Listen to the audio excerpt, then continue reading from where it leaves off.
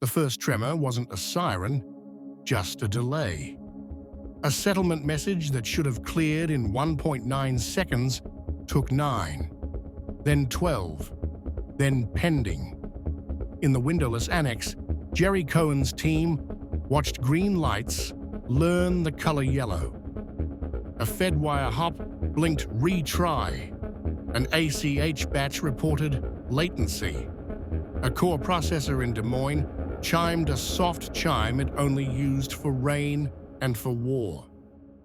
"Roll to manual," Harv commanded. "Isolate the contaminated routes." "It's not contamination," the youngest coder murmured. "It's choreography."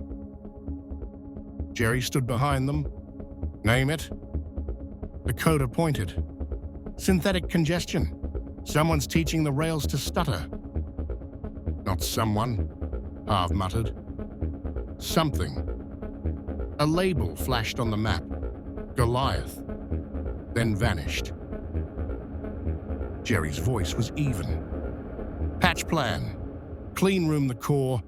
Reroute through the old backbone. If we can't go fast, go certain." "Certain means slow," Harv replied. "Slow beats crash, execute." They moved. Fingers flew. The room hummed with a kind of prayer only professionals know. Amir Abala pinched the bridge of his nose. The table was a map. The map was a game. The game was the country.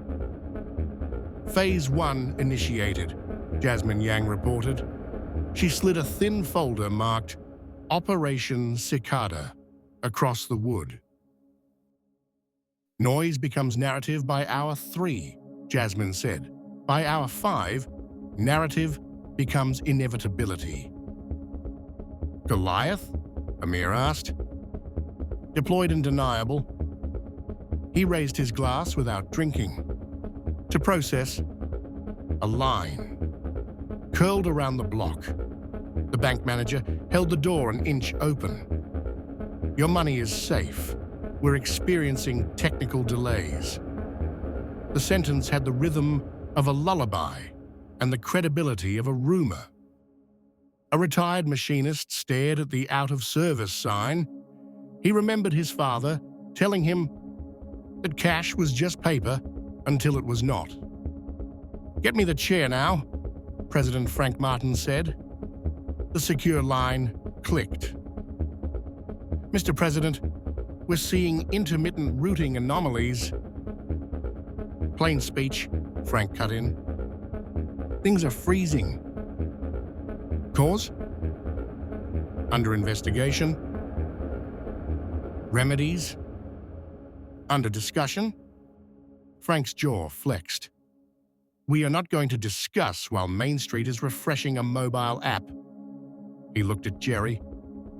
"Give me something the country can understand." "Not yet," Jerry said. "Words now equal runs. We fix routes, then we speak." "Is it an attack?" Frank asked. Harv answered from the doorway. "It's a rehearsal, sir, for a bigger performance." The Attorney General spoke with the calm of a funeral director.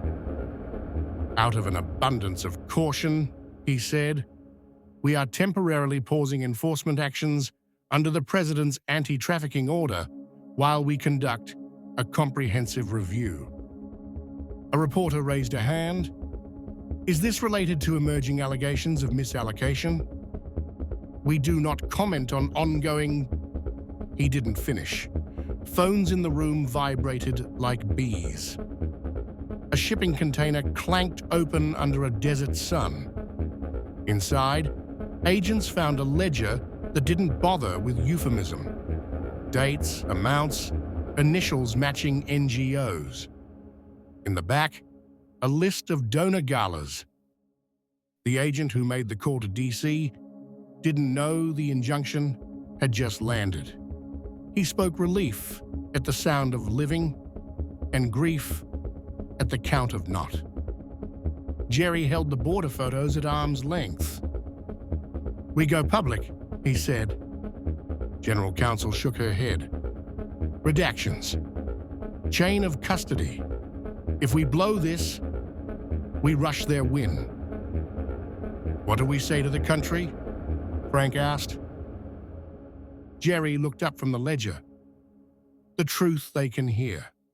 We're seizing boats, not savings. We're after traffickers, not tellers. And we're under attack because we're getting close. Names, Frank said. Summaries, numbers, and one case that speaks without a voice. He added sunlight cascade to the legal pad. Athena stared at the message without breathing. A text. A photo of their daughter exiting school, time-stamped to the minute. No words. Then, 30 seconds later, beautiful children. She dialed Jerry, voicemail. She left no message, then tried again, and left only air. A black SUV idled at the corner. A drone hummed outside.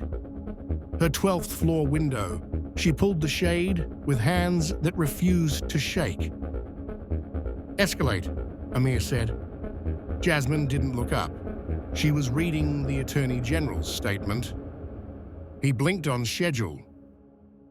Rappaport Marlin appeared on the wall-mounted screen. We have a breaking exclusive.